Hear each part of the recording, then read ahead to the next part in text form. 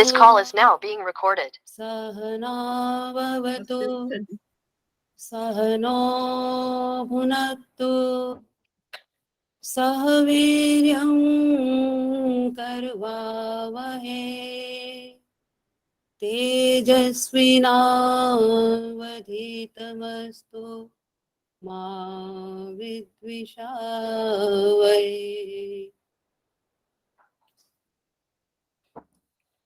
इस मंच की कुशल संचालिका आदरणीय आदर्श मेहता जी, समाज की प्रधाना विजय रानी शर्मा जी, समस्त अधिकारी गण, उपस्थित मातृशक्ति, मेरी प्यारी बहनों और एवं धर्म प्रेमी सज्जनों,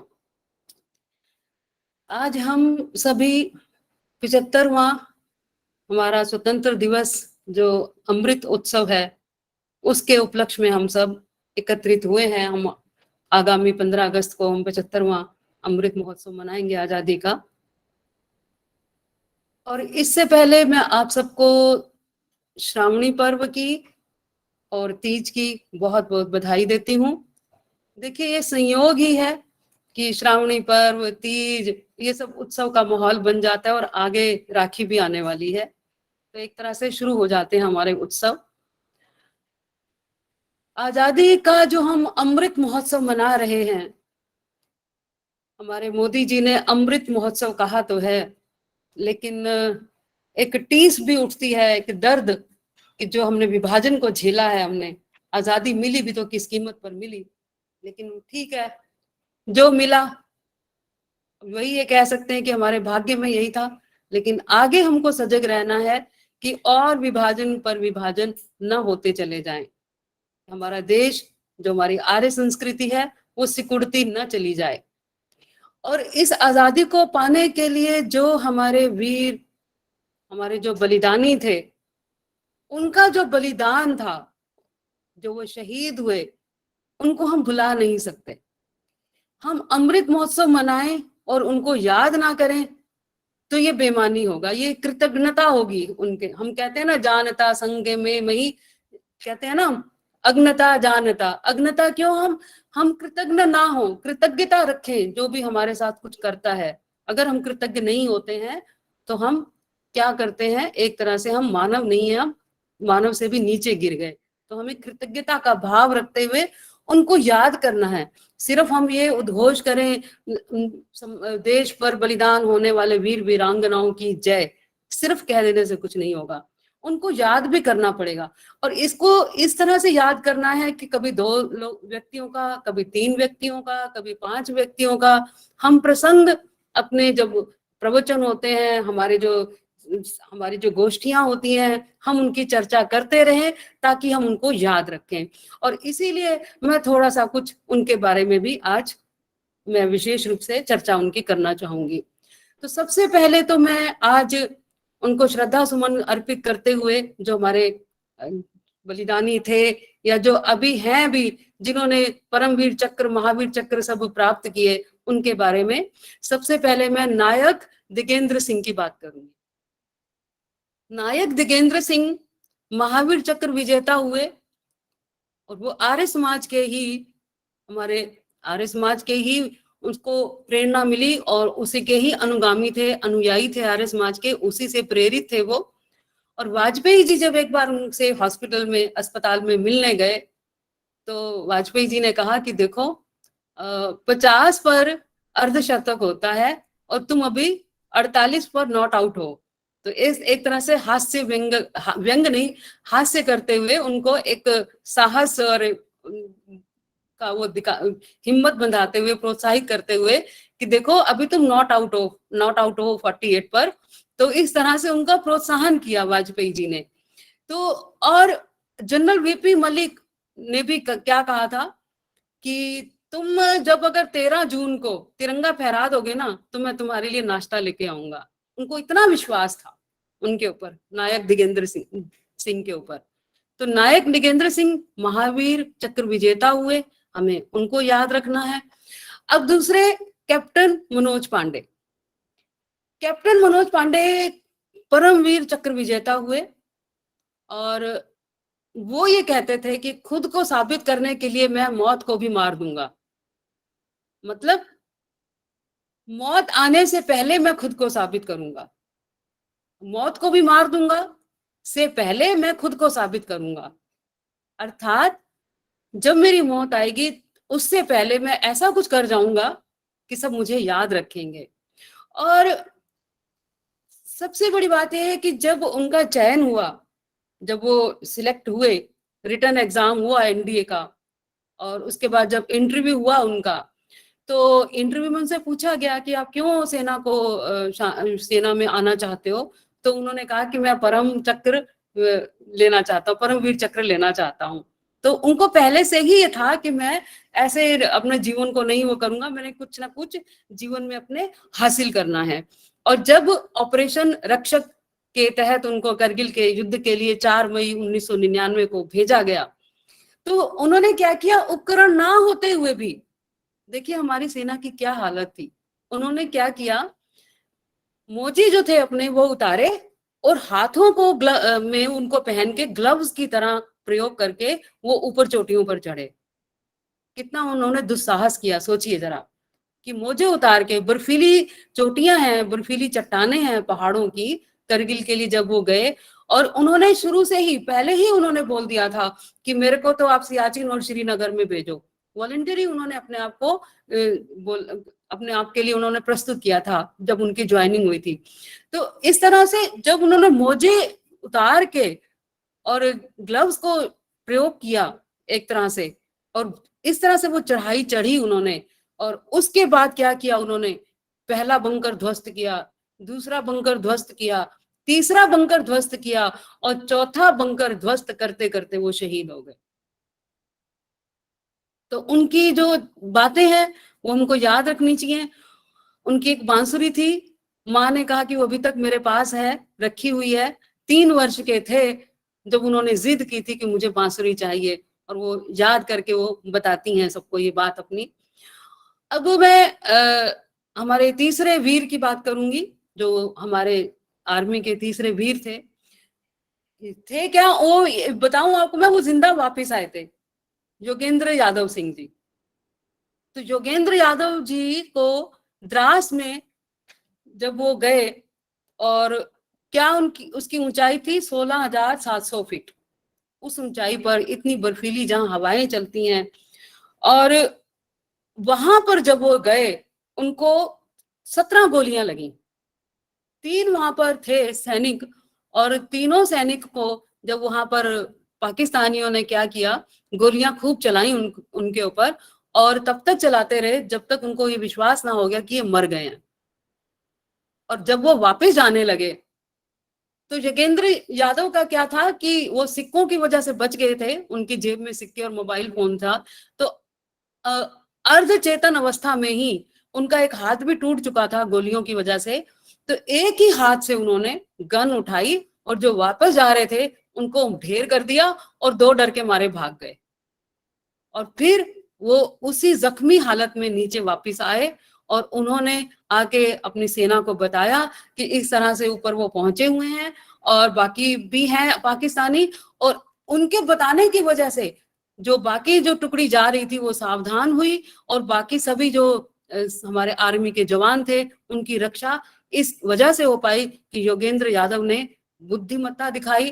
पहले वो अर्धविक्षिप्त अर्धमूर्छित अवस्था में पड़े रहे, ये दिखाने के लिए कि मैं अभी मर गया हूं, और उसके बाद उन्होंने गोलियां चला के उनको मार भगाया, और फिर वो उसी घायल अवस्था में वो नीचे वापस आए। तो इसलिए उनको भी परमवीर चक्र से नवाजा गया। अब मैं आती हूँ चौथे, मेजर शैतान सिंह।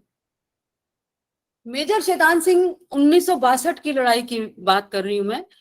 इनके 1962 में ये गए थे चीन के समय में। और उससे पहले की मैं बात बताऊं, इनके पिता भी लेफ्टिनेंट कर्नल थे, और उनको फ्रांस के जब वर्ल्ड वॉर हुआ था तो फ्रांस में भेजा गया था इनके पिता को। और मेजर शैतान सिंह का मैं आपको बताऊं कि जब वो उनका चयन हुआ, तो वो क्या हुआ कि नेहरू ने क्या किया, जब ये लड़ाई हुई, थोड़ा सा संवेदनशील हो गया चीन के साथ, तो उन्होंने क्या किया, छोटी छोटी टुकड़ियों में भेजा सेना को।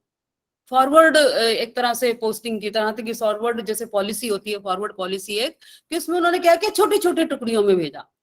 जबकि सेना ने इसका विरोध किया कि छोटी छोटी टुकड़ियों में आप भेज रहे हो तो हम तो जल्दी खत्म हो जाएंगे, उनका कैसे सामना करेंगे। लेकिन नेहरू नहीं माने, और तब शैतान सिंह ने क्या किया कि खुद जो उनकी बटालियन थी छोटी छोटी जो थी, वहां जा जाकर उनमें जोश भरते रहे, खुद जा जाकर। और इस वजह से वो खुद स्वयं भी बहुत अधिक घायल हो गए। और इसलिए वो ऐसी घायल अवस्था में जब वो पड़े हुए थे तो उनके बाकी साथियों ने उन्होंने जब बचाने की कोशिश की तो देखा कि वो वहां से फिर फायरिंग शुरू हो गई, क्योंकि वो जब उनको बचाने के लिए आते तो उधर से फायरिंग शुरू होती पाकिस्तान की। तो उन्होंने कहा कि तुम लोग मुझे छोड़ के चले जाओ, मेरी वजह से अपनी जान जो है जोखिम में मत डालो, मुझे यहीं रहने दो। और अंतिम सांस तक वो वहीं पड़े पड़े गोलियां बरसाते रहे, लड़ते रहे, अंतिम सांस तक वो लड़ते रहे उनसे, और इस तरह से वो शहीद हो गए। तो मेजर शैतान सिंह को भी परमवीर चक्र से नवाजा गया। और अब जब ये मैं ये कह रही हूँ कि वो अंतिम सांस तक लड़ते रहे, उनका खून भी बहता रहा, उनको कोई उठाने भी नहीं आ पाया, क्योंकि बहुत हैवी फायरिंग शुरू हो जाती थी जैसे उनके साथी उनको बचाने आते थे। तो फिर तभी जो ये गीत कहा गया ना, सांस थमती गई, नब्ज जमती गई, फिर भी बढ़ते कदम को न रुकने दिया। तो ये जो गीत बने हैं ना, ये वास्तविकता है। उन्होंने कभी भी हिम्मत नहीं हारी, उन्होंने हमेशा यही सोचा कि हम देश के लिए लड़ें। और इसी क्रम में मैं अब विक्रम बत्रा की बात जरूर करूंगी। विक्रम बत्रा के बारे में हमने आजकल व्हाट्सएप मैसेजेस भी बहुत हमने सुने हैं, पढ़े हैं, कि कैसे उनके जब अभी पेरेंट्स ने एक पत्र लिखा कि हम वहां जाना चाहते हैं जहां पर हमारा पुत्र शहीद हुआ था। तो और जब वो पहले तो मान नहीं रहे थे कि ऐसे कैसे हम मान लें, और जब वो माने अधिकारी, तो उसमें एक सैनिक, एक आर्मी ऑफिसर ऐसे भी थे जिनको विक्रम बत्रा ने बचाया था, और उसने पैर छुए उनके पिता के, माता पिता के, और उसने बताया वास्तविकता कि कैसे विक्रम बत्रा की वजह से मेरी जान बची। तो विक्रम बत्रा के बारे में मैं आपको पहले बताऊं, डीएवी स्कूल के वो पढ़े हुए, फिर वो सेंट्रल स्कूल में गए। और सेंट्रल स्कूल में भी क्या था कि वो क्या कर, उनकी जो कैंटोनमेंट का एरिया था वहां पर वो आर्मी जवानों को देखते थे, तो उनको बड़ा एक तरह से रोमांच होता था उनको देखकर। और तब उन्होंने क्या किया, जबकि वो मर्चेंट नेवी में उनका चुनाव हो गया था, चयनित हो गए थे वो, उसके बावजूद उन्होंने अपनी इच्छा व्यक्त की कि मैं आर्मी में जाना चाहता हूँ। दो बेटे थे, ट्विंस थे वो, एक विशाल बत्रा और विक्रम बत्रा। विक्रम बत्रा बड़े थे, माँ उनकी अध्यापिका थी। तो जब वो आर्मी में गए तो उनको एक वो जो चोटी थी 0.1540 को, जब करगिल की जब लड़ाई हुई उसको विजय करनी थी, तो ये इन्होंने संयुक्त प्रयास में इन्होंने विजय हासिल की। और तब इनसे पूछा गया अभी कैसे आपको लग रहा है, तो उन्होंने कहा दिल मांगे मोर। ये दिल मांगे मोर कि मतलब यहीं पर ही हमें नहीं रुकना, हमें तो और भी बहुत कुछ करना है। और फिर जब एक और बहुत मुश्किल लड़ाई थी जिसमें कि एक और चोटी को उन्होंने हासिल करना था, विजय हासिल करनी थी, और वो प्रयास उनका सफल नहीं हो पा रहे थे, वो 0.4875, बहुत ही टफ था वो। दिक्कत ये थी कि वो ऊपर बैठे हुए थे, और वाजपेयी जी जो है वो अंतरराष्ट्रीय नियमों के अनुसार वो हवाई जहाज से भी, नहीं तो कुछ ही दिनों में हमारा खत्म हो जाता हमारा ये युद्ध, लेकिन उन्होंने अंतरराष्ट्रीय नियमों का ध्यान रखा, और इसलिए हमारे कई जवान बलिदान अधिक संख्या में हुए। तो 0.4875 को जब देखा कि सफल नहीं हो पा रहे और अस्वस्थता के कारण रुक गए थे विक्रम बत्रा, तो तब इन्होंने ही कहा, विक्रम बत्रा ने ही, कि मुझे जाने दो आप। और तब इनका चुनाव हुआ, इनकी टीम को भेजा गया वहां पर। और वहां पर क्या हुआ, इन्होंने जो लड़ाई लड़ी उसमें छोटी जाकर इस तरह से कि वो खूब लड़ते लड़ते लड़ते लड़ते वो फिर 7 जुलाई 1999 को वो उन्होंने शहीद हो गए। खूब उन्होंने अपना बलि, इस तरह से युद्ध में अपनी विजय हासिल करने के लिए उन्होंने और अपना बलिदान दिया। और वो क्या कहते थे, और एक बार सोपोर की घटना मुझे याद आ गई बीच में। सोपोर की घटना हुई थी एक बार कि एक गोली उनको कंधे को छूते हुए पीछे किसी और सैनिक को लग गई और वो मर गया। तो तब उन्होंने अपनी दीदी को कहा कि वो जो गोली थी वो मेरे लिए थी, जो कि उसको लग गई दूसरे को। और इसीलिए जब ये 0.4875 को विजय हासिल करनी थी, और वहां पर भी यही हुआ कि जब इनको सामना करना पड़ा आगे शत्रुओं का, तो एक जो सिपाही थे उनको इन्होंने कहा कि नहीं, मैं आगे जाऊंगा।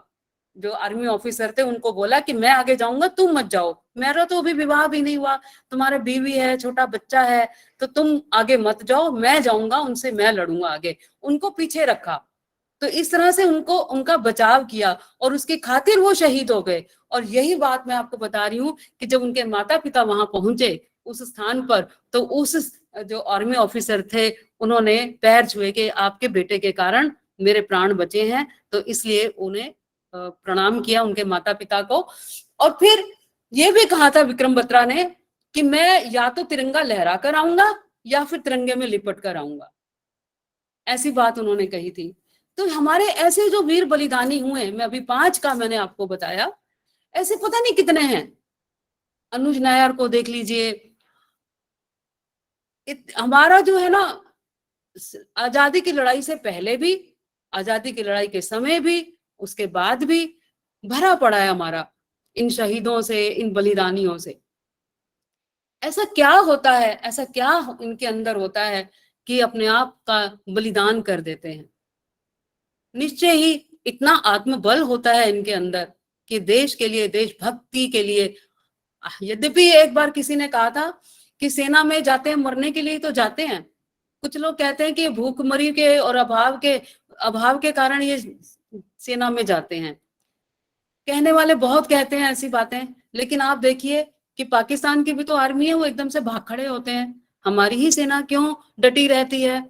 और आज तक अंग्रेजों के खिलाफ या मुगलों के खिलाफ जो लड़ाई लड़ी हमारे राजपूतों ने, हमारे शिव सैनिकों ने, जो भी लड़ाई लड़ी, राजस्थान के राजपूतों ने, जो भी आप इतिहास पढ़कर देखो, तो उन्होंने कभी हिम्मत नहीं हारी। और इसीलिए हम कहते हैं कि हमारी आर्य संस्कृति आज भी जीवित है। वो बात अलग है कि कुछ कारणों से वो सिमटती जा रही है।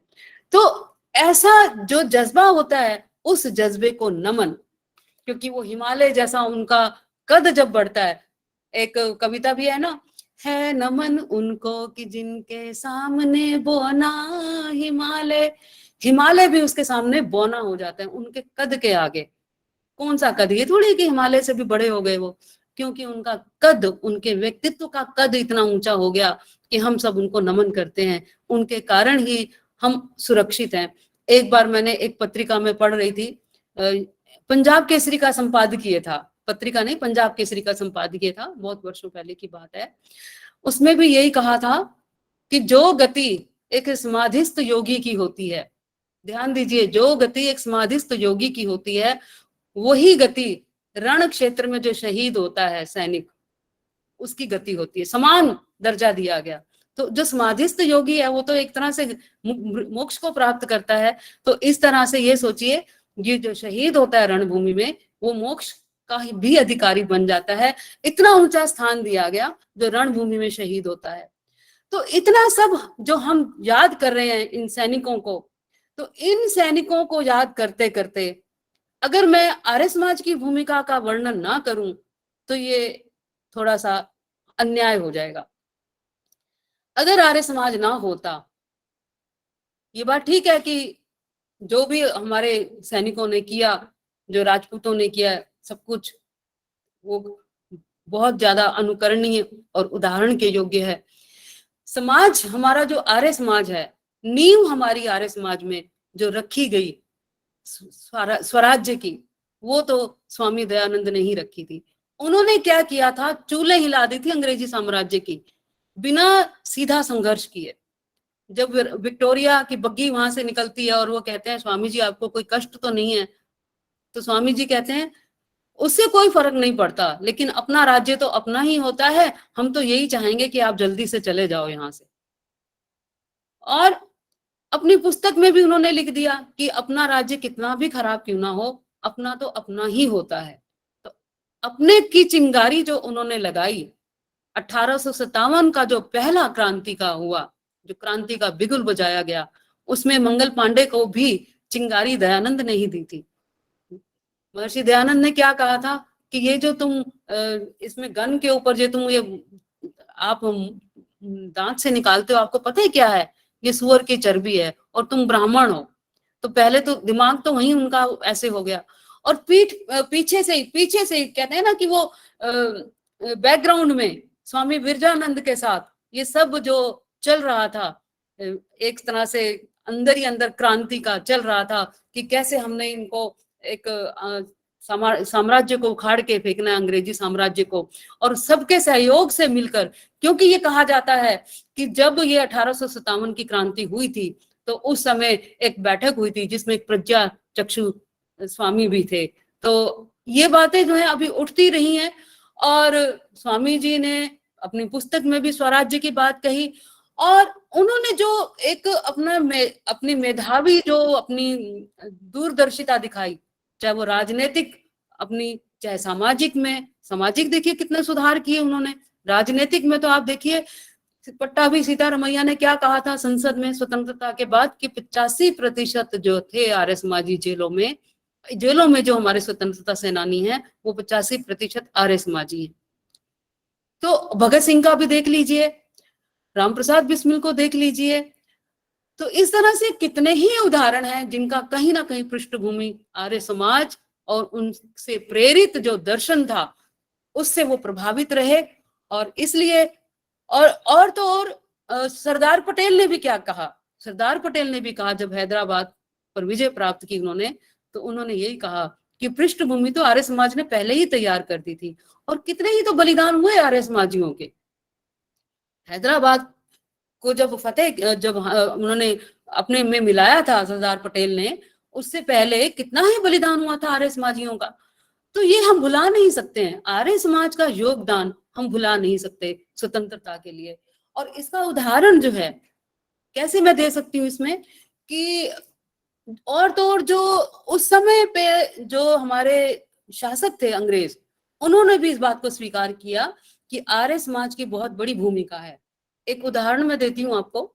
14 अगस्त 1879, देखिए 1875 में आर्य समाज की स्थापना हुई थी, तो 1879 महज 4 वर्ष बाद 14 अगस्त 1879 को एक स्टेट्समैन तत्कालीन पत्र था, उसमें क्या प्रकाशित हुआ? उसमें ये कहा गया उस लेख में कि जो लाहौर आर्य समाज है, लाहौर आर्य समाज में सर्वसम्मति से एक प्रस्ताव पास हुआ है कि हम विदेशी वस्तुओं से हम विरत रहेंगे। और ये जो आर्य समाज है, शब्द क्या उसने कहे? विद्वान मनीषी स्वामी दयानंद द्वारा स्थापित आर्य समाज में। शब्द क्या थे उनके? विद्वान मनीषी स्वामी दयानंद द्वारा स्थापित आर्य समाज की बैठक में ये निर्णय लिया गया कि हम विदेशी वस्तुओं और वस्त्रों से विरत रहेंगे। उसका उन्होंने संकल्प लिया है। और आगे वो क्या लिखते हैं कि अगर इन्होंने जो अपना हट किया है कि हम स्वदेशी का ही जो इन्होंने हट किया है, अगर इस वचन पर ये अटल रहते हैं और उसको क्रियान्वयन में लेकर आते हैं, तो इससे क्या होगा? अन्यों को भी उदाहरण मिलेगा और वो अनुकरणीय होगा। और सभी लोग अगर इसका अनुकरण करेंगे तो इससे जो मैनचेस्टर है भारतीय बाजार में, मैनचेस्टर एक वो वहां का विदेशी जो पूरा छाया हुआ था भारत के ऊपर बाजार मैनचेस्टर का, तो तब उन्होंने कहा कि इससे क्या होगा कि भारतीय बाजार में मैनचेस्टर के प्रभाव का ये एक बहुत बड़ा जवाब होगा। और इससे जो भारत की गरीबी है, जो आज दरिद्रता है, उससे उबर पाने में वो सहायक होगा। स्वदेशी जो उद्यम है वही भारत को उबार सकते हैं, और अगर वो स्वदेशी पर आते हैं तो इससे बहुत बड़ी भारत की कायाकल्प होगी। और जो देश हित में सोचते हैं, उन्होंने ये भी कहा कि जो देश हित में सोचते हैं उनको इसका सम्मान करना चाहिए। देखिए कितनी बड़ी बात कही मैनचेस्टर ने, स्टेट्समैन ने। तो देखिए ये जो बात हुई 1879 में, उससे पहले तो कांग्रेस भी नहीं थी, और जो ये इन्होंने स्वदेशी आंदोलन चलाए कांग्रेस ने, ये तो बहुत पहले की बात है स्वदेशी की। तो आप देखिए आर्य समाज ने क्या किया। और फिर एक और उदाहरण बताती हूँ। 1911 में, अभी तो आजादी तो बहुत देर बाद मिली है, 1911 में जो जनगणना कमिश्नर थे, ब्लस्ट से, मिस्टर ब्लस्ट, उन्होंने क्या कहा? उन्होंने कहा कि जो आर्य समाज है वो क्या करता है, आर्य समाज हमारे को आर्य समाज जो जहां पर लोगों को आर्य संस्कृति से परिचित कराता है, देश प्रेम सिखाता है अपनी शिक्षाओं के द्वारा, आर्य संस्कृति को के गौरव को पढ़ाता है, यहाँ पर देश प्रेम के गीत गाए जाते हैं और ये बताते हैं कि हमारे राष्ट्र की संस्कृति पराभव की संस्कृति नहीं बल्कि गौरव की संस्कृति है। ये अपने लोगों में देश प्रेम और गौरव को जगाते हैं।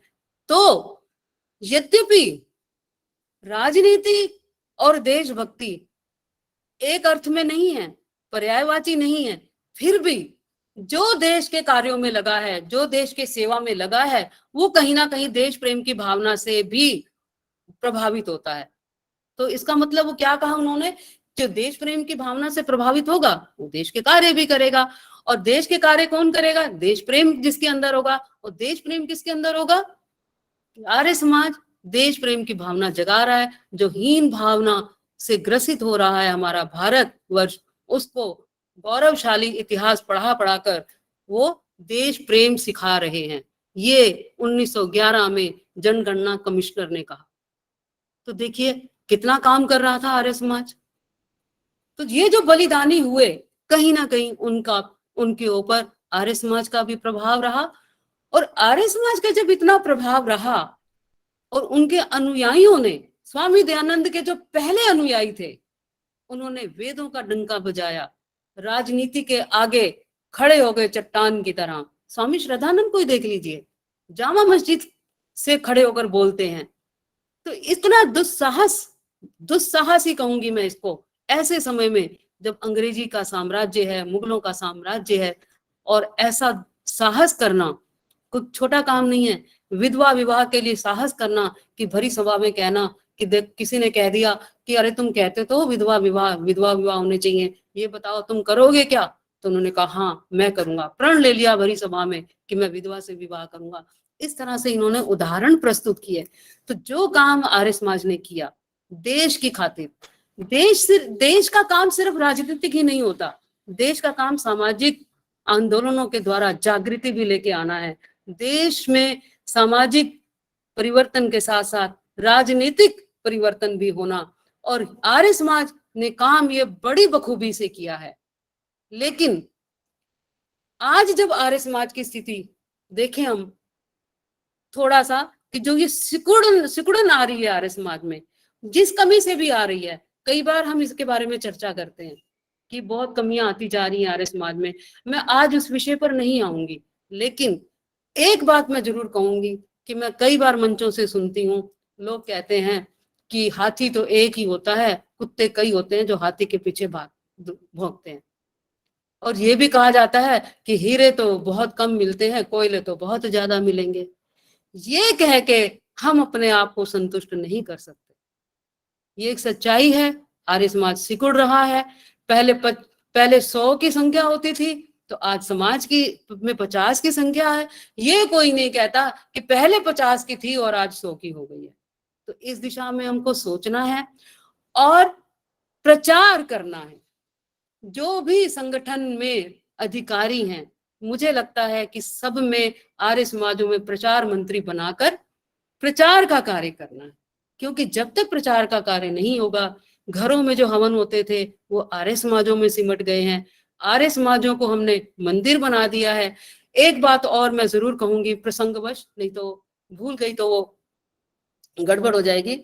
महर्षि दयानंद ने जब आर्य समाज की स्थापना की, तब उन्होंने एक बात कही थी कि देखो आप लोग कह तो रहे हो कि आर्य समाज की स्थापना करो, लेकिन अगर आप इससे कुछ समाज का परोपकार अपने पुरुषार्थ के द्वारा कर सको फिर तो ठीक है।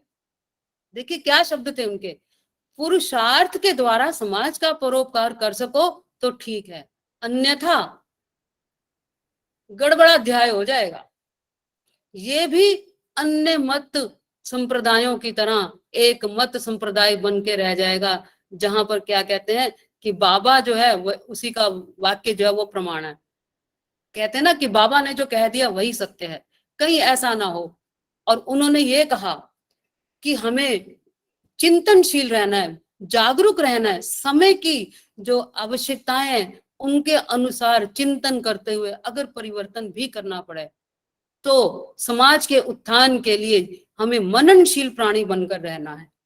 कहीं ऐसा ना हो कि बाकी संप्रदायों की तरह ये भी एक मत संप्रदाय बन जाए। और उन्होंने एक बात और कही थी, उन्होंने कहा था कि जो वेद के ऊपर आधारित मत संप्रदाय हैं उनको आप नदियां समझ लीजिए कि जैसे नदियां आके समुद्र में मिल जाती हैं। अगर उनका आधार, मूलभूत आधार अगर वेद है, उनका जो चिंतन है वो वेद है, तो इस तरह से जो सोचते हैं अगर वो एक हो सके तो भी बहुत बड़ी बात है। एक इस तरह से कि वो अलग अलग रहते हुए भी एकता का परिचय दें। वेद के ऊपर आधारित अलग अलग जो संगठन हैं, अलग अलग जो संप्रदाय हैं, अलग अलग जो मत हैं, लेकिन उनका आधार अगर वेद है तो हमें झगड़ा नहीं करना चाहिए। तो उनके साथ सहमति के साथ काम करो, इस तरह से जैसे कि विभिन्न स्थानों से नदियां आके समुद्र में मिल जाती हैं। तो इस तरह से भी उन्होंने सोचा है, ये चिंतन हमको दिया है। ये नहीं कि हम बस एक लकीर के फकीर की तरह कि हमें तो ऐसा ही करना है। तो इसलिए मैं जब ये बात मैंने पढ़ी तो मेरे मन में एक बात आई कि मैं आजकल व्हाट्सएप में अपने ही जो ग्रुप्स हैं उनमें देखती हूँ राम मंदिर बन रहा है, बहुत अच्छी बात है। देखो जी फलाने मंदिर को गिराकर मस्जिद बनाई गई थी, देखो जी हमारी संस्कृति को ढा के इन्होंने ऐसे किया। तो हम कहीं ना कहीं चाहते हैं कि वो मंदिर वगैरह हमारे रहे, क्यों इन्होंने हमारे नष्ट कर दिए मुगलों ने हमारी संस्कृति को। तो मेरे मन में एक विचार आया कि क्या हम ये कभी चाहेंगे कि हर जगह जगह पर, जो चाहे मेरी जनकपुरी है, चाहे आपके रोहतास नगर है, चाहे कहीं भी हो, जगह जगह जो इतने सुंदर मंदिर बने हुए हैं, क्या उन मंदिरों में ताले लग जाएं? नहीं चाहेंगे हम कभी भी। तो ऐसे में उपाय क्या है? उपाय यही एक है, मुझे लगता है कि जैसे आर्य समाज के व्यक्ति आरएसएस में घुसे हैं, तो आरएसएस के लोग भी वही भाषा बोलते हैं जो आर्य समाज की भाषा होती है। मैंने देखा है ऐसा, क्योंकि अपना चिंतन आर्य समाज ने आरएसएस में डाला है। तो ऐसे ही जो भी अधिकारी हैं, चाहे वो आर्य समाज के हैं, चाहे वो मंदिरों के अधिकारी हैं, वो एक जगह बैठें, चिंतन करें और जो त्रैतवाद के सिद्धांत को अपनाते हुए, जैसे हम फोटो लगाते हैं राम की, कृष्ण की, शिव को महान पुरुष बताते हैं, इस तरह से करते हुए चाहे मंदिरों में भी त्रैतवाद के सिद्धांत को अपनाते हुए वहां पर जो पुरोहित हैं, वहां पर जो पंडित हैं, वो आर्य समाज के पढ़े हुए हों, अगर गुरुकुलों के पढ़े हुए हों, और वहां पर अगर हफ्ते में एक बार भी यज्ञ शुरू हो जाए, इस तरह से कुछ मिलन हो जाए कि हम किसी का विरोध ना करें, अपने सिद्धांत का प्रतिपादन करें और उनको अपने साथ लेके चले धीरे धीरे। अब देखिए सिखों में क्या होता है, जो उनके पास आता है वो उनको बिठा देते हैं, वो ये नहीं देखते मुसलमान है या कौन है, वो धीरे धीरे उनके चिंतन से प्रभावित होता है। ठीक इसी प्रकार से आर्य समाज में जो आता है उनको अपना चिंतन दें, अपने विचार दें, हमारा जीवन ऐसा, हमारा व्यवहार ऐसा हो, ये नहीं कि हम प्रसाद के पीछे लड़ रहे हैं, ये नहीं कि हम पद के पीछे लड़ रहे हैं, हमारा जीवन उदाहरण बने, तो ही हम सच्चे आर्य समाजी कहलाएंगे। बलिदान तो हमको देना ही पड़ेगा, प्रचार तो हमको करना ही पड़ेगा। घरों में हम यज्ञ करेंगे, हमारे पड़ोसी देखेंगे कि कैसे होता है। मैं अभी पीछे गई थी, मैंने ये बात वहां पर भी कही थी, अमर कॉलोनी में जो उन्होंने 40वां वर्षगांठ किया था पारिवारिक सत्संग का, वो ये कह रहे थे कि पहले परिवार में होते थे, अब समाज में ही होते हैं। और क्योंकि समाज में होने शुरू हो गए इसलिए आर्य समाज का संकुचन हो गया। हमें पारिवारिक यज्ञ, परिवार के यज्ञ अपने घरों में ही करने हैं, बस ये हमें ध्यान देना है। आर्य समाज भवन शब्द का प्रयोग हुआ था, जब ये मैं इसकी स्टेट्समैन की बात है, तो आर्य समाज भवनों को हम सिर्फ आर्य समाज मंदिर ना बना के रख दें, जन्मदिन, वर्षगांठ, शादी की सालगिरह मनाने तक ही सीमित ना रखें, उसको एक राजनीतिक और सामाजिक चिंतन का केंद्र बनाएं। अब देखिए आरएसएस क्या है, जो आरएसएस से जुड़ा है वो क्या कहता है, मैं आरएसएस का हूं, मैं आरएसएस का हूं, नहीं, वो कहता है मैं सनातनी हूं। हम अपने आप को सनातनी कहें, सत्य सनातन वैदिक, क्योंकि वही हम, वही उसी धर्म को हम मानते हैं। दयानंद के गुरु बिरजानंद थे, वो भी सत्य सनातन वैदिक धर्म को ही मानते थे, तब तक तो आर्य समाज नहीं था। ठीक है, हम ये कहें कि हम आर्य समाज से जुड़े हुए हैं, जैसे वो कहते हैं हम आरएसएस से जुड़े हुए हैं, लेकिन हम सनातन धर्मी हैं, हम वैदिक धर्मी हैं। ये कहकर हम लोगों को अपने साथ जोड़ें। लोग ये ना कहें कि ये तो आर्य समाज ही है, लोग हमसे दूर होना शुरू हो जाते हैं। तो आर्य समाज के साथ हम जुड़े हुए हैं, लेकिन हम सनातन धर्मी हैं। सनातन धर्मी तो है जहां शिक्षा वेद की हो, उपनिषद की हो, जहां शिक्षा गीता की हो, जहां शिक्षा ब्राह्मण ग्रंथों की हो, जहां शिक्षा दर्शन शास्त्रों की हो, ऐसे गुरुकुलों की स्थापना करें। हम जो जन्मदिन पे जो खर्च करते हैं, जो हम शादी की सालगिरह में खर्च करते हैं, मुझे लगता है वो सारे फंड्स हम गुरुकुलों में उस शिक्षा पद्धति पे खर्च करें, प्रचार पर लगाएं, घरों में यज्ञ करें, आर्य समाज का विस्तार होगा, तो ये वैदिक संस्कृति का विस्तार होगा। और इस वैदिक संस्कृति के परावर्तन में ही देश का भला है। हम देश के हित की बात कर रहे हैं, मैं वापस उसी पर आऊंगी, हम देश के हित की बात कर रहे हैं, हम स्वतंत्रता दिवस की बात कर रहे हैं। सच्ची स्वतंत्रता तो तभी मिलेगी कि हमारा और विभाजन ना हो। स्वामी दयानंद ने भी कभी विभाजन की रेखा नहीं खींची, उन्होंने भी परावर्तन की बात की। अगर हम विभाजन करेंगे कि इससे हमें दूर रहना है, ठीक है, जो मदरसे हैं या जो मौलवी हैं जो वो शिक्षा दे रहे हैं, उस शिक्षा का जरूर खंडन करना है, लेकिन अगर हम विरोध की बात करेंगे कि इस संप्रदाय से हमें विरोध करना है, तो दोनों ओर से तलवारें खींचेंगी और युद्ध की विभीषिका कभी भी किसी देश में सुख शांति नहीं ला सकती। वो संघर्ष जो है वो पतन की ओर ले जाता है। हमें संघर्ष की ओर नहीं जाना, हमें पतन की ओर नहीं जाना, हमें परावर्तन करना है प्रेम से। महर्षि दयानंद ने भी प्रेम से, सबके प्रति प्रेम के भाव से सबको अपने साथ ये कहा कि किसी से भी घृणा मत करो, जो गलत बात है उसका विरोध करो। बस मैं अपनी एक कविता तो थी, लेकिन समय बहुत अधिक हो गया, मैं क्षमा चाहती हूँ, मैंने 5 मिनट ले लिए, तो बस मैं 1-2 लाइनें बोल के, उस पूरी कविता नहीं बोलूंगी, सिर्फ 2 लाइनें बोल के। जिस मस्ती से दीप शिखा पर न्योछावर परवाना है, जिस मस्ती से दीप शिखा पर न्योछावर परवाना है, देश की खातिर यह जीवन भी छोटा सा नजराना है, देश की खातिर यह जीवन भी छोटा सा नजराना है। हमने लगा कर जान की बाजी, हमने लगा कर जान की बाजी, निज कर्तव्य निभाना है।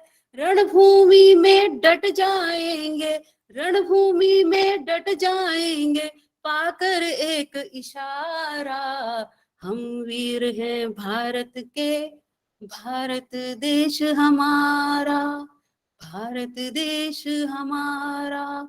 ओ बहुत ही सुंदर और सरल शब्दों में उषा दीदी आपने जो अमृत महोत्सव पर अपने विचार प्रस्तुत किए, बहुत सुंदर। आजादी से पहले भी और आजादी तक भी हमारे सैनिक, हमारे शहीद कैसे देश की रक्षा के लिए लड़ते रहे हैं, और जो 5 आपने सैनिकों की घटना हमारे साथ शेयर की, बहुत ही सुंदर, कि अभी भी सैनिक, हमारी आजादी तो हमें मिल गई है लेकिन उसको संभाले रखना ये बहुत बड़ा काम है। कि कैसे अभी भी जैसे पाकिस्तान है, ताइवान है, चारों तरफ से हम घिरे पड़े हैं अपने दुश्मनों से, उनको कैसे हमने सुरक्षा करनी है अपनी, वो आपने बताया। और शुरू से लेकर जो राज्य का बिल्कुल था, वो सबसे पहले आर्य समाज के संस्थापक स्वामी श्रद्धानंद जी ने 1875 में बजाया था। बहुत ही सुंदर आपने व्याख्या की। और आगे भी हमें क्या करना है आर्य समाज को, उसके लिए जो आपने हमें प्रेरणा दी, बहुत ही सुंदर। हम अपने सभी समाजों, ये ना कहें कि हम आर्य समाज से जुड़े हैं, हम ये कहें कि हम एक सनातनी धर्म से जुड़े हैं। और जहां भी हम आर्य समाज का नाम लेते हैं, वही लोग पीछे हटना शुरू हो जाते हैं कि ये तो किसी भगवान को मानते ही नहीं। यही लोगों के मन में सबसे बड़ी गलत धारणा है, जो हमें लोगों की जो गलत धारणा है उसको खत्म करना है।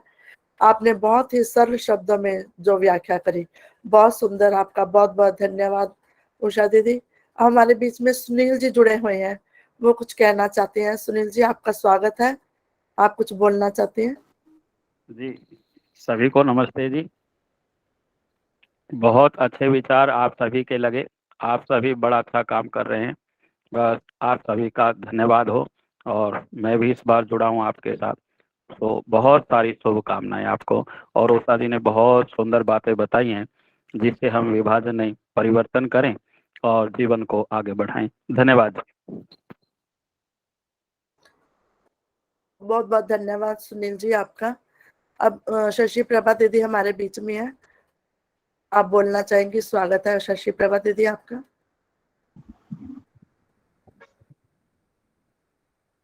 सभी बहनों को मेरा बहुत बहुत अभिनंदन है, सभी को मेरा प्रणाम है, सभी को मैं नमन करती हूँ। सुबह से बैठी हुई थी मैं, उषा जी मेरी बहुत प्रिय है, उनको सुनना चाहती थी क्योंकि वो स्वाध्यायशीला है। ऐसे ही स्वाध्याय की हुई जो हमारी बहन है, जो हमारे बीच में है, हम गौरवान्वित अनुभव करते हैं। यद्यपि कुछ विचार ऐसे होते हैं जो जिनसे हम सहमत होते हैं, कुछ विचार, सबके अपने अपने विचार है, उससे हम सहमत नहीं होते। लेकिन एक बात जो है कि सबसे पहले हम लोग आर्य समाज के सिद्धांत क्या है, बहुत से लोग तो इसको जानते ही नहीं है, ऊपर ऊपर का सुन लिया, थोड़ा उषा जी ने कह दिया, थोड़ा विजय जी ने कह दिया, बस उतना ही उनको उतना ही पता होता है। लेकिन हम यदि इस पर पढ़ें, जिस तरह से आपने यह अमृत महोत्सव को लिया है, देखिए 15 अगस्त से 16 अगस्त से हम लोग आगे बढ़ जाएंगे। हम अपना जो 100वां ये जयंती होगी हम मनाएंगे, हम तो नहीं होंगे, लेकिन मैं ये चाहती हूँ, हमारी ये इच्छा है कि उषा जी, मैं बताना चाहती हूँ कि जब स्वर्ण जयंती हुई, स्वामी जी प्रथम उद्घोषक थे स्वतंत्रता के लिए, जिन्होंने बात उठाई थी कि स्वतंत्रता मिलनी चाहिए, उनका कहीं पर दूर दूर तक नाम नहीं था। कितनी ये देखिए दुख की बात है। अब कोई अमृत महोत्सव हुआ है, उसमें स्वामी जी का नाम दूर दूर तक नहीं है। स्वामी जी का कोई कसूर नहीं है, हम कसूरवार हैं। हम उनके सिद्धांतों को, हम उनके विचारों को, हम उनको आगे नहीं फैला सके। वह जो सारी बातें थी वो गवर्नमेंट ने पकड़ ली या दूसरे लोगों ने पकड़ ली, स्वामी जी पीछे रह गए, क्योंकि हम अपने ही झगड़ों में उलझ कर रह गए हैं। सच बात है ये, हम अपने झगड़ों में उलझ कर रह गए हैं। हमें स्वामी जी से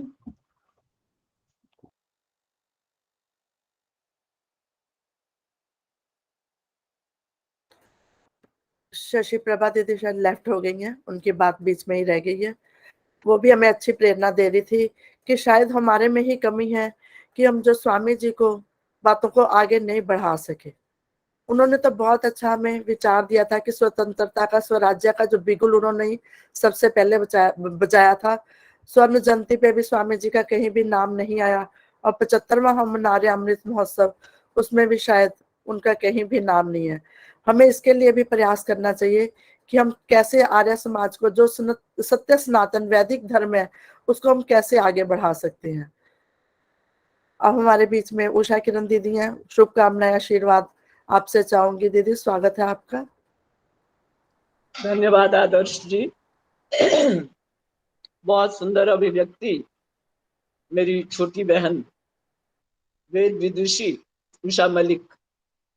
एक तो ये कि हम नाम है, तो ये सोचकर मैं और ज्यादा गौरव का अनुभव करती हूँ, और फिर जब उनकी मीठी वाणी सुनती हूँ तो और अच्छा लगता है, और सोचती हूँ कि अब कब अगली बार इनका सुनने को मिलेगा। बहुत बहुत उनके लिए शुभकामनाएं, बहुत बहुत सुंदर सा धन्यवाद उनके सुंदर स्वाध्याय के लिए। अभी शशि जी कह रही थी कि वो मुझे बहुत अच्छी लगती हैं क्योंकि वो स्वाध्याय करती हैं। ये सच बात है। यदि आप आर्य समाज में हैं, निश्चित रूप से आपको स्वाध्याय की ओर जाना ही होगा। वही जो आप एक पंक्ति सुनते हैं, वेदों की ओर लौटो, उसका अर्थ यही है। स्वाध्याय किसी उपन्यास का नहीं होता, स्वाध्याय भागवतम का नहीं होता, स्वाध्याय किसी अन्य पुस्तक का नहीं हो सकता, स्वाध्याय केवल और केवल वेदों का ही होगा। आप किसी भी वेद को ले लीजिए, ऋग्वेद को लीजिए, वो तो है ही ज्ञान का भंडार। अथर्ववेद को भी यदि आप लेंगे तो उसमें व्यावहारिक और वैदिक संबंधी आयुर्वेद की बहुत सारी बातें उसमें हैं जो कि आपको लाभान्वित कर सकती हैं और बहुत लाभ आप औरों को भी अपने ज्ञान के अर्जन से दे सकते हैं।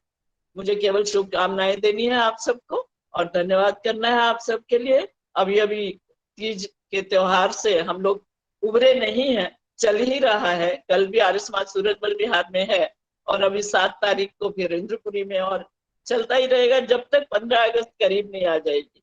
अभी करीब है लेकिन अभी हम तीज ही मना रहे हैं, हम मनाए, बहुत अच्छी बात है।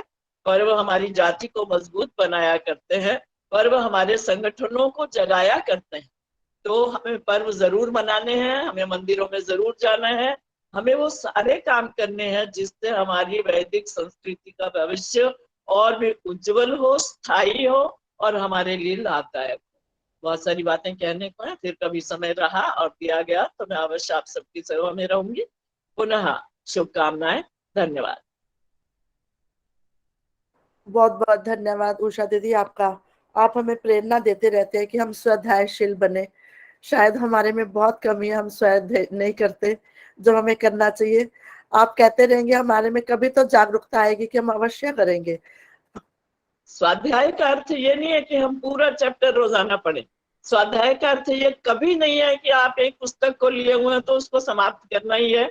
जैसे एक बार मैंने थोड़ी सी गलती की थी, हिंदू संगठन छोटी सी पुस्तिका है 62-64 पृष्ठों की, और मैंने गलती से एक ही सिटिंग में, मन ही नहीं किया उसको बंद करने का, छोड़ने का। उसका मुझे बहुत प्रायश्चित है क्योंकि मैंने उसके बाद पूरे 6-7 महीने अपने दाएं कंधे का फ्रीजिंग को भोगा है। तो वो सब भी आप न करें कभी भी। स्वाध्याय का अर्थ है आप चाहे एक ही मंत्र को लें, मंत्र ले, उसकी व्याख्या पढ़ें, करें और हो सके तो दूसरे दिन तीसरे दिन अपनी आर्य समाज में सुनाएं। ये भी स्वाध्याय है और यही निश्चित रूप से आपके लिए उत्तम मार्ग है, छोटा, सरल और सुविधाजनक। सॉरी बीच में बोलने के लिए। बहुत बहुत धन्यवाद। जैसे उषा मलिक दीदी बहुत ही स्वाध्यायशील है, तभी तो इतनी बोलने में विचार आते हैं। हम अगर पढ़ेंगे नहीं तो हमारे मन में विचार भी नहीं आएंगे। हमें भी स्वाध्यायशील होना चाहिए। बहुत बहुत धन्यवाद। ऐसे विदुषी बहनें हमारे संपर्क में है जिनके विचार हम सुनते हैं। सुनीता पासी जी भी हमारे बीच में उपस्थित है, आपका स्वागत है सुनीता जी। अब भजनों की श्रृंखला में एक पुष्पा आर्या जी और सुनीता अरोड़ा जी ने अपना नाम दिया हुआ है। आप उपस्थित हो तो अपना भजन बोल सकते हैं। सुनीता पासी जी, आप कुछ बोलना चाहेंगे? स्वागत है आपका। मैं आज केवल सुन रही हूँ और थोड़ा देर से जुड़ी, लेकिन मैं आज श्रोता हूँ। ठीक है, धन्यवाद सुनीता जी आपका। आदर्श जी 1 मिनट मैं। हाँ जी बोलिए, कृष्णा माता जी बोलिए, स्वागत है आपका। उसके बाद कमलेश चांदना जी तैयार रहेंगे। फिर उषा मलिक जी की बातें, मैं तो एक बात ही कहा करती हूँ, एक ईश्वर भक्त की पहचान है जो देश भक्त भी होगा। अगर ईश्वर भक्त है, अपने आप को कहता है देश भक्ति नहीं है, तो वो ईश्वर भक्त भी नहीं है। अभी उषा जी ने कहा ये दोनों का अर्थ एक नहीं है। मैं तो कहती हूँ ईश्वर भक्ति और देश भक्ति एक दूसरे के पूरक हैं। अगर ईश्वर भक्त कोई है, देश की सुरक्षा नहीं करता, क्योंकि देश तो ईश्वर की दी हुई सौगात है हमारे लिए। हम रहेंगे कहाँ, बैठेंगे कहाँ, हमारा उपवन खिलेगा कहाँ, हमारे समाज मंदिर बनेंगे कहाँ, हम अपनी एक दूसरे से वार्तालाप करेंगे कहाँ। अगर हमारा चमन लुट गया तो ये सोच करके भी बड़ा अंदर से दुख होता है। अगर तुम्हारा चमन लुट गया, चाहे चहाने बताओ कहाँ जाओगे, फूल पत्ते ना होंगे, किसी डाल पर आशियाना बनाने कहाँ जाओगे। तो हमने अपना आशियाना बचाना है, ईश्वर की दी हुई दात को बचाना है, ये हमारा। और कोई भी मतांतर ईश्वर के बारे में, चाहे वो ठीक जानता है या गलत जानता है, उसकी अपनी मजबूरी है, जो कुछ उसने संस्कार हैं, जो कुछ सीखा है। पर केवल आर्य समाज से ही हमें ये सीख मिलती है, जो वेद ने जिसको पढ़ा है। वेद में आदेश है कि ईश्वर की दी हुई सौगात को हमने किस प्रकार संभाल करके रखना है, ये सिर्फ वेद बताता है हमें। जो ईश्वर भक्त अपने आप को कहता है, अगर देश की बात नहीं करता तो वो ईश्वर भक्त है ही नहीं। उषा जी, मैं तो देखती हूँ जब ये सांख्य दर्शन में, योग दर्शन में घुस जाती हैं तो बिल्कुल योगियों वाली बात। आज ये देश के बारे में बोल रही हैं तो ये सच्चा ईश्वर भक्ति का चिन्ह बता रही हैं। उषा जी की बहुत लंबी आयु हो, खुशहाल रहे, इसी प्रकार देश भक्ति और ईश्वर भक्ति में निपुण रहे। ओ बहुत बहुत धन्यवाद माता जी। सच में आप हमारा चमन लुट गया तो बुलबुलो तुम लह कहाँ जाओगे। बहुत सुंदर पंक्ति है भजन की। बहुत बहुत धन्यवाद माता जी आपका। कमलेश चांदना जी शायद लेफ्ट हो गई हैं। प्रेम ढींगरा जी ने अपना नाम दिया था, वो उपस्थित हैं। प्रेम ढींगरा जी आपका स्वागत है। उसके बाद सुषमा बुद्धि राजा जी तैयार रहेंगे।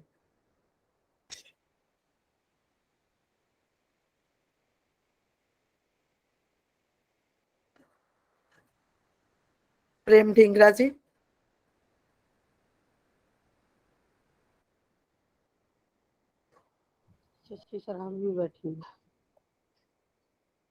सुषमा बुद्धि राजा जी। आदर्श जी, वो सुमन आर्य जी जुड़ी है, नहीं बहुत अच्छा बोलती हैं, अगर करा दो तो एक भजन उनका। ठीक है, अभी करवा दूंगी। सुषमा बुद्धि राजा जी स्वागत है दीदी आपका। उसके बाद सुमन आर्य जी। आप सभी को मेरी सादर नमस्ते जी। जैसा कि अमृत महोत्सव आजादी का चल रहा है, सबसे प्रथम आवाज अपने गुरु स्वामी महर्षि दयानंद सरस्वती जी ने लगाया था कि तो उन्हीं का ही मैं एक भजन स्वामी जी का रखने जा रही हूँ।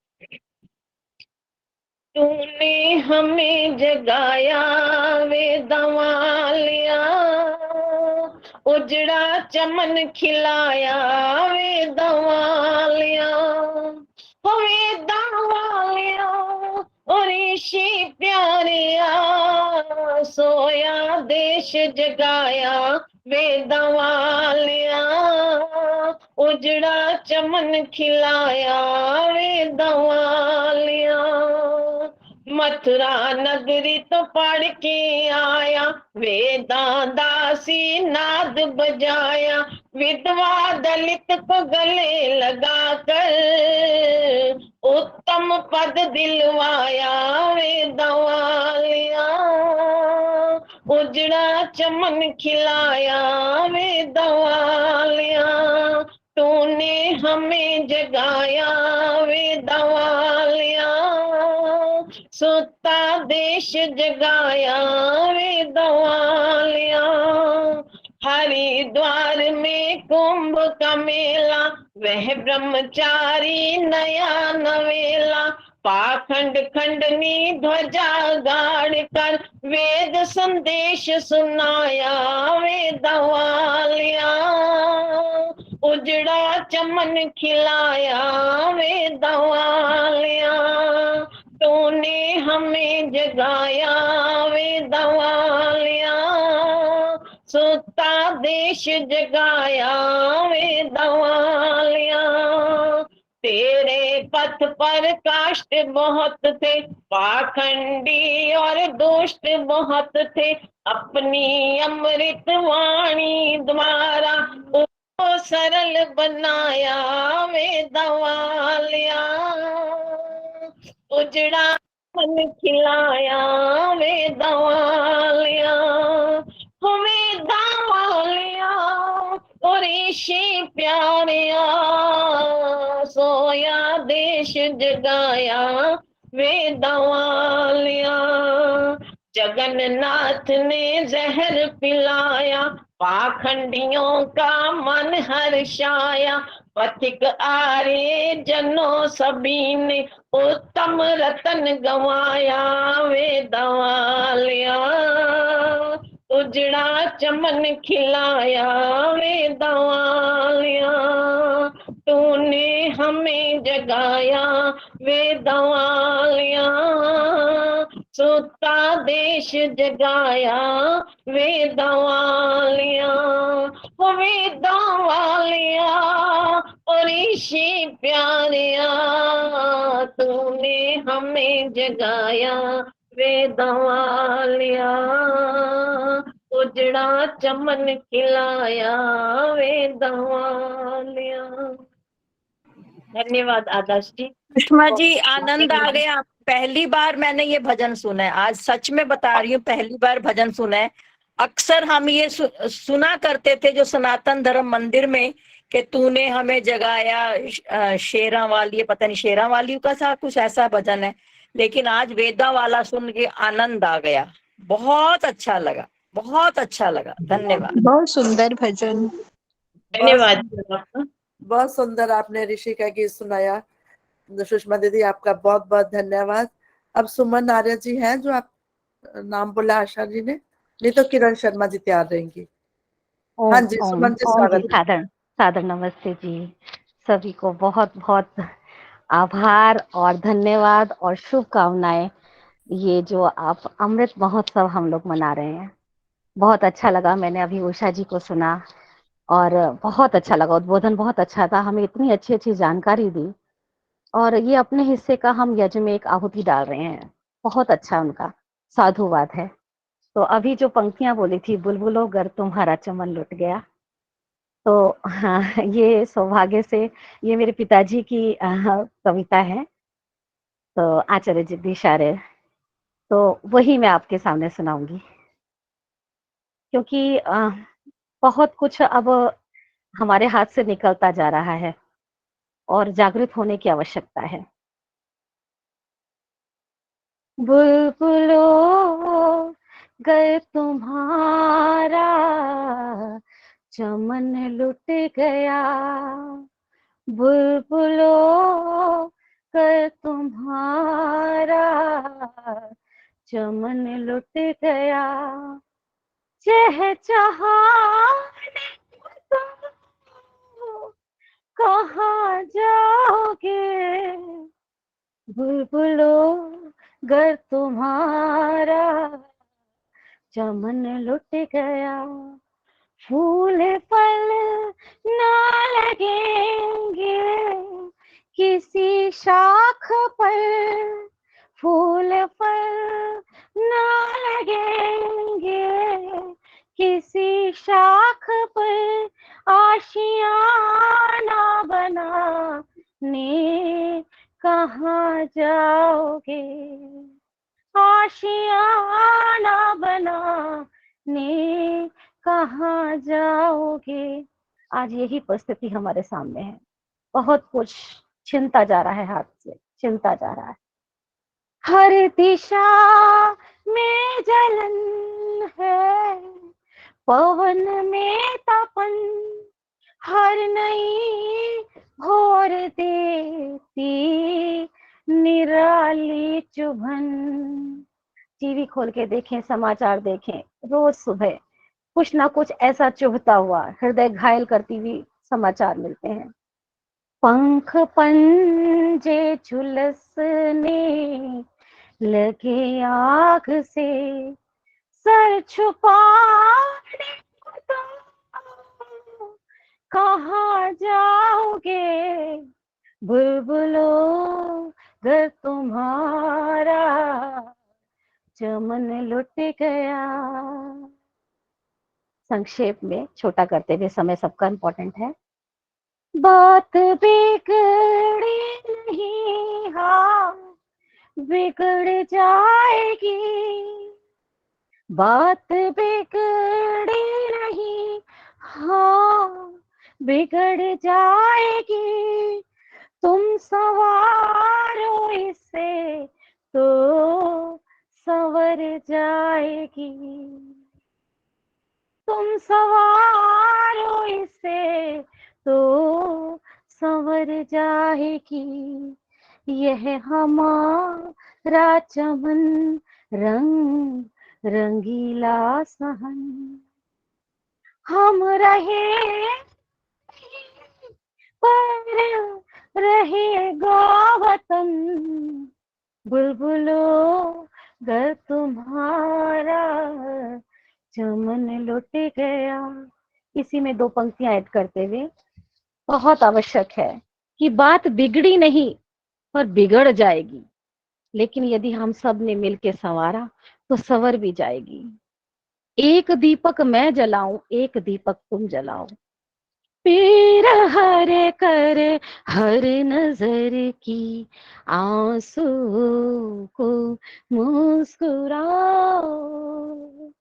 एक दीपक मैं जलाऊं, एक दीपक तुम जलाओ। इसी आवेदन के साथ में, एक आह्वान के साथ में हम सब मिलके ऐसे ही चलते रहें। बहुत बहुत धन्यवाद आप सबका मुझे अवसर देने के लिए। धन्यवाद। बहुत सुनीता सुंदर, जी बहुत बहुत शुभकामनाएं, हर जगह बाजी मार रही हो। बहुत सुंदर आपने भजन की कविताएं जो आपके पिताजी द्वारा लिखित हैं, शायद बहुत सुंदर सुनाई आपने मधुर आवाज में। बहुत बहुत धन्यवाद सुमन जी आपका। प्रेम ढिंगरा जी, आप रहते थे आपके पिताजी? आपके पिताजी हाँ की जी, कृष्णा नगर रहते थे? हाँ जी, हाँ जी, हाँ जी, कृष्णा नगर आर्य बिल्कुल समाज सही। के, कृष्णा नगर ओह आर्य समाज के पुरोहित थे? हाँ जी, वो तो बिल्कुल सही जगह पहुंचे आप तो। मैं बहुत अच्छी तरह जानती हूँ मैं उनको। ओम ओम। हाँ जी हाँ, जी मैं जी। बहुत अच्छी तरह जानती हूँ आपके पिताजी को। कृष्णा नगर में हाँ, पुरोहित थे वो। और आचार्य बहुत जगदीश आर्य बहुत, जी, हाँ जी हाँ जी, अमर बहुत बहुत अमर धन्यवाद। देहदानी, अमर हाँ जी देहदानी के। हाँ जी जी हाँ, जी जी जी जी जी। बहुत बहुत धन्यवाद आपका। जी। ओम। हमारी प्रधाना जी विजय रानी जी आपके पिताजी को जानती है, बहुत अच्छी तरह से परिचित है उनसे। बहुत और बहुत एक धन्यवाद। बात और, अमित चंद जी के परिवार से हैं, जो परदादा जी हुए हैं हमारे अमित चंद जी। हाँ जी हाँ जी, हमारे ओम। समाज में आते थे, वो सारी बातें बताया करते थे। जी जी जी जी। बहुत ओम। अच्छा लगा आप हमारे आर्य साथ समाज जुड़े। रोहतास नगर में अक्सर आया करते थे। हाँ जी हाँ जी। बहुत बहुत धन्यवाद। धन्यवाद सुमन जी आपका। अब प्रेम ढिंगरा जी, आप उपस्थित तो हो आप, लेकिन कुछ बोल नहीं रहे। किरण शर्मा जी, मैं विमल बोलूं? हाँ विमल हाँ जी, सचदेवा जी। मुझे बोल रहे हैं क्या आप? हाँ जी विमल जी आप बोलिए, उसके बाद किरण जी। नमस्ते जी सबको। उषा जी का सुन के मुझे भी देशभक्ति का थोड़ा सा जोश आया है। जोश क्या आया है, जोश तो नहीं है, पर एक भजन ध्यान में आया है, वो मैं सुनाना चाहती हूँ। हमें उन देश भक्तों की कहानी याद आती है, वतन पर दे गए उठती जवानी याद आती है। धर्म अपना नहीं छोड़ा हकीकत वीर बालक ने, धर्म पर जान देने की कहानी याद आती है। हमें उन देश भक्तों की कहानी याद आती है। साथ 14,000 का जली लेकर के क्षत्राणी, पद्मनी की चिता सुंदर सजानी याद आती है। साथ 14,000 का जली लेकर के क्षत्राणी, पद्मनी की चिता सुंदर सजानी याद आती है। हमें उन देश भक्तों की कहानी याद आती है। कमर से बांध कर बेटा लड़ी गोरों से मर्दानी, कमर से बांध कर बेटा लड़ी गोरों से मर्दानी, वीर माता वो झांसी की रानी याद आती है। हमें उन देशभक्तों की कहानी याद आती है। मौत का खौफ नहीं खाया दयानंद देव ब्रह्मचारी, मौत का खौफ नहीं खाया दयानंद देव ब्रह्मचारी। जहर पी पी के ये दुनिया जगानी याद आती है। हमें उन देशभक्तों की कहानी याद आती है। असेंबली हॉल में जाकर बम फेंका भगत सिंह ने, असेंबली हॉल में जाकर के बम फेंका भगत सिंह ने। वह मचलती निर्भय जिंदगानी याद आती है। हमें उन देशभक्तों की कहानी याद आती है। हमन फांसी के तख्ते पर किया जिस वीर ने निर्भय, हमन फांसी के तख्ते पर किया जिस वीर ने निर्भय। वे बिस्मिल की जोशीली वाणी याद आती है। वह बिस्मिल की जोशीली वाणी हमें याद आती है। हमें उन देशभक्तों की कहानी याद आती है। फौज आजाद आजाद हिंद उसकी बनानी याद आती है। हमें उन देशभक्तों की कहानी याद आती है। वतन पर दे गए उठती जवानी याद आती है। वतन पर दे गए उठती जवानी याद आती है। हमें उन देशभक्तों की कहानी याद आती है। बहुत बहुत धन्यवाद। बहुत सुंदर आपने देशभक्ति का गीत प्रस्तुत किया विमल जी, आपका बहुत बहुत धन्यवाद। सुनील जी लिख रहे हैं कि हमारे पास भजनों का विचारों का बहुत संग्रह है, हम पुस्तकें छुपवाएं।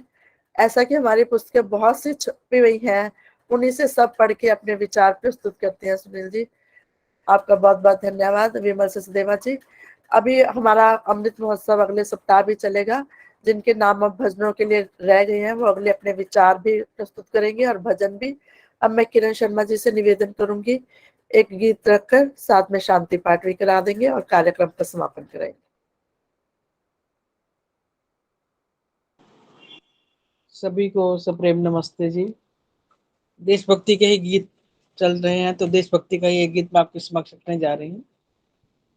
ए मेरे प्यारे वतन, ए मेरे बिछड़े चमन, तुझ पे दिल कुर्बान, तू ही मेरी आरज़ू, तू ही मेरी आबरू, तू ही मेरी जान। है मेरे प्यारे वतन, तुझ पे दिल कुर्बान, तेरे दामन से जो आए उन हवाओं को सलाम, तेरे दामन से जो आए उन हवाओं को सलाम। चूम लूं मैं उस जुबां को जिस पे आए तेरा नाम, सबसे प्यारी सुबह है तेरी सबसे रंगीन, तेरी शाम तुझ पे दिल कुर्बान। तू ही मेरी आरज़ू, तू ही मेरी आबरू, तू ही मेरी जान। माँ का दिल बन के कभी सीने से लग जाता है तू, माँ का दिल बन के कभी सीने से लग जाता है तू, और कभी नन्ही सी बेटी बन के याद आता है तू। जितना याद आता है मुझको उतना तड़पाता है तू, तुझ पे दिल कुर्बान। तू ही मेरी आरज़ू, तू ही मेरी आबरू, तू ही मेरी जान।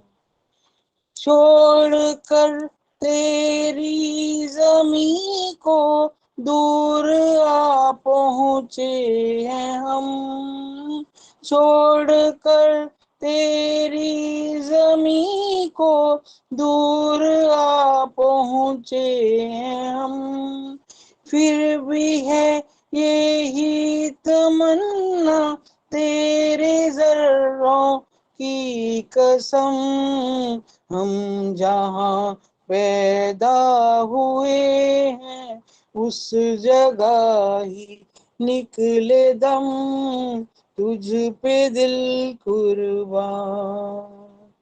तू ही मेरी आरज़ू, तू ही मेरी आबरू, तू ही मेरी जान। धन्यवाद, बहुत बहुत धन्यवाद। बहुत सुंदर उषा जी, बहुत सुंदर। बहुत सुंदर गीत आपने सुनाया किरण जी। अब शांति पाठ भी करवा दीजिए आपसे। Mic on. हाँ जी। बिटिया मेरा बहुत बहुत प्रणाम आपको। धन्यवाद माता जी। अब कार्यक्रम समापन की ओर है। बहुत सुंदर कार्यक्रम रहा। शांति पाठ।